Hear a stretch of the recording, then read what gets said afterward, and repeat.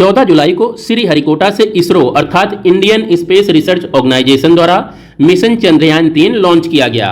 Mission Chandrayaan 3 के अंतर्गत मुख्य रूप से 3 पेलोड शामिल हैं, जिनमें से ऑर्बिटर चंद्रमा के ऑर्बिट में चारों तरफ भ्रमण करेगा और इस ऑर्बिटर से विक्रम नामक लैंडर बाहर निकलकर चंद्रमा की सतह पर लैंड करेगा और इस विक्रम लैंडर से बाहर निकलकर प्रज्ञान नामक रोवर चंद्रमा के सतह पर भ्रमण करेगा और यहां पर कुछ वैज्ञानिक परीक्षणों को अंजाम देगा।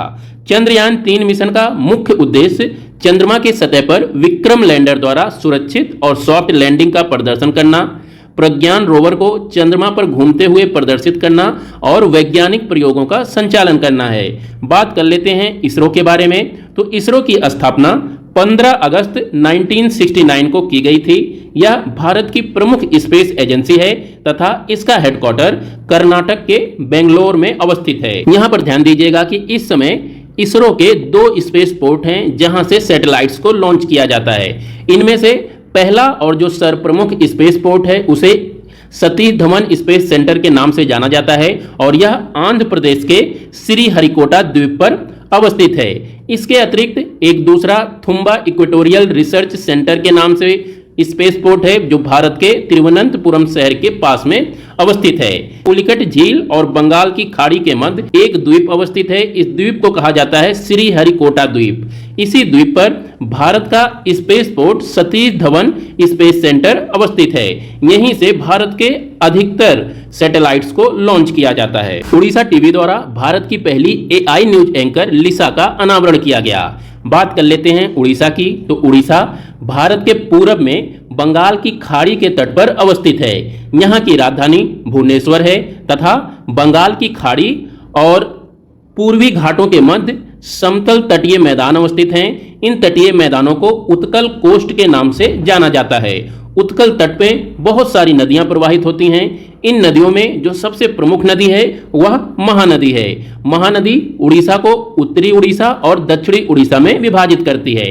इसके अतिरिक्त उड़ीसा के एकदम उत्तर में यहाँ पर स्वर्ण रेखा नदी प्रवाहित होती है। स्वर्ण रेखा नदी बंगाल और उड़ीसा के मध्य सीमा का निर्धारण करती है। इसके अतिरिक्त उत्कल तट के दक्षिण में यहाँ पर ऋषिकुल्या नदी प्रवाहित होती है। ऋषिकुल्या नदी और स्वर्ण रेखा नदी के मध्य ही उत्कल तट अवस्थित है। उत्कल तट में ही एक प्रमुख झील अवस्थित है। इस झील को चिलिका झील के नाम से जाना जाता है। महानदी पर ही हीराकुंड नामक बांध भी अवस्थित है। तो ये कुछ फैक्ट एंड फिगर थे उड़ीसा के नदियों और यहाँ के उत्कल तट के बारे में। यही बात कर लेते हैं लिंगराज मंदिर की। लिंगराज मंदिर का निर्माण सोमवंश के शासक जजाति केसरी द्वारा की गई थी। यह मंदिर उड़ीसा की राजधानी भुवनेश्वर में अवस्थित है और इसका निर्माण देउल स्टाइल में किया गया है। उड़ीसा से ही दारिंगबाड़ी हिल स्टेशन का नाम याद रखिए। इसे उड़ीसा के कश्मीर के नाम से जाना जाता है। Skilling teachers, trainers and youth for transformative future अर्थात परिवर्तनकारी भविष्य के लिए शिक्षकों, प्रशिक्षकों और युवाओं को कुशल बनाना थीम के साथ 15 जुलाई को विश्व युवा कौशल दिवस 2023 मनाया गया। तो दोस्तों ये थे आज के current affairs with geography mapping. कल फिर मिलते हैं, तब तक के लिए नमस्कार।